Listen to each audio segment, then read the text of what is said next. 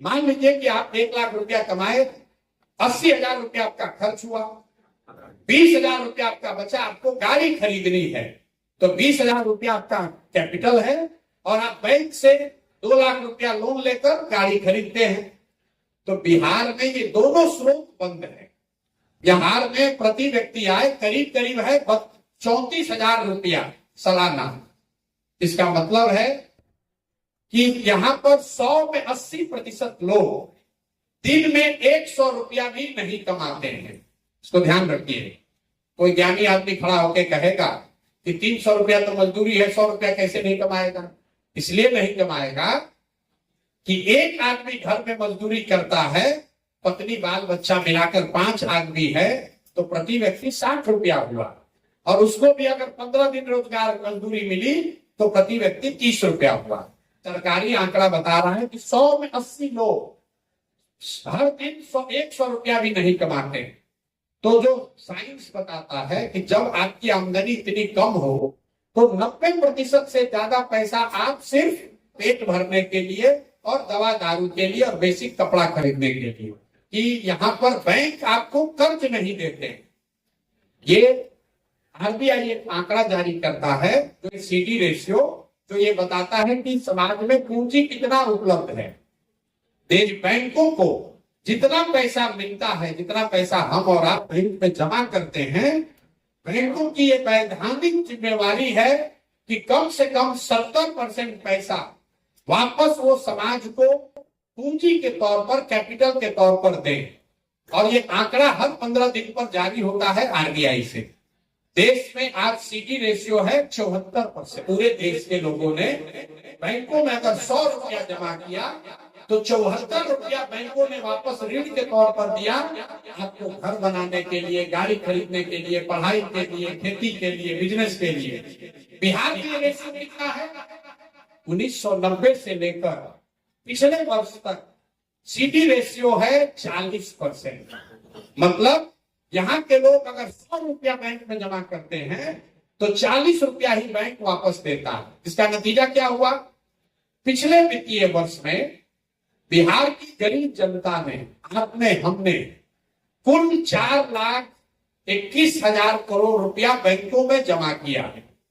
70% CD ratio के हिसाब से करीब करीब 2,90,000 करोड़ रुपया बिहार के लोगों को मिलना चाहिए था, रोजी रोजगार के लिए, बिजनेस के लिए, घर के लिए, गाड़ी के लिए।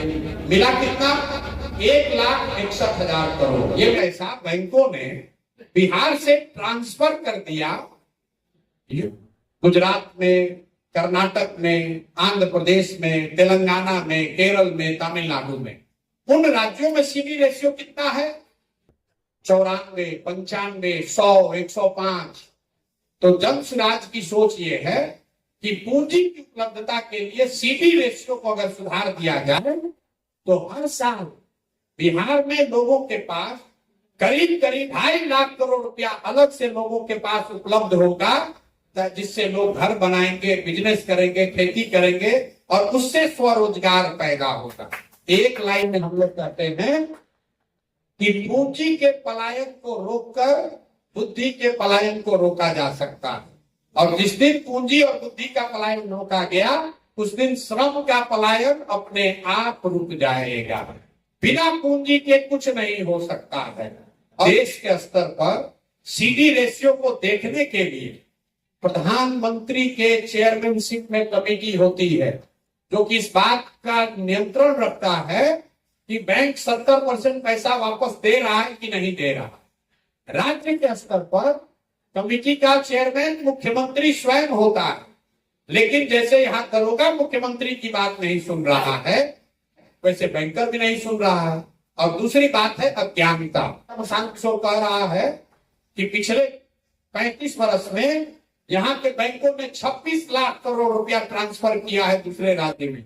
तो कहेगा ये कौन बात है भाई, कौन नया बात बताने लगे, ये कौन नया घोटाला हो गया? यहाँ के फाइनेंस मिनिस्टर को भी कितनी जानकारी है इसके बारे में कोई नहीं जानता। जो आप लोग इतने प्रबुद्ध लोग हैं, आपने किसी नेता को बिहार में सीडी रेशियो पर बात करते हुए नहीं देखा। 2 वर्ष से हम बोल रहे हैं। इस बार बीपीएससी के प्रीलिम्स में यह सवाल आया था कि सीडी रेशियो का मतलब क्या है। इतनी अज्ञानता है कि जो पैसा हम लोग का है, आप टाटा बिरला आएंगे, पैसा लगाएंगे, फैक्ट्री लगाएंगे, शुगर फैक्ट्री बनेगा, पेपर मिल चलेगा, वो अलग कहानी है। उससे बिहार का रोजगार खत्म नहीं, बेरोजगारी खत्म नहीं होगा। बेरोजगारी खत्म तब होगा जब घर घर लोगों के पास पूंजी की उपलब्धता होगी, हर व्यक्ति कुछ न कुछ छोटा मोटा रोजी रोजगार कर पाएगा। जो सरकारी विद्यालय में बच्चा पढ़ता है वो फ्री में नहीं पढ़ता। सरकारी विद्यालय को चलाने में सरकार 60,000 करोड़ रुपया खर्च कर रही है। वो पैसा मुफ्त में नहीं है। सरकारी विद्यालय में शिक्षक को 50,000 रुपया मिल रहा है, प्राइवेट में 8,000 10,000 में लोग काम कर रहे हैं।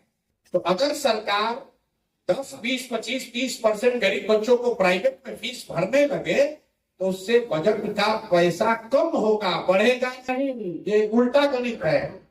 प्राइवेट में अगर बच्चा पढ़ने लगे तो सरकारी खर्चा कम होगा और जो पैसा बचेगा उससे नए विद्यालय, नए तरह की शिक्षा व्यवस्था बनाने का ये जन स्वराज की सोच है।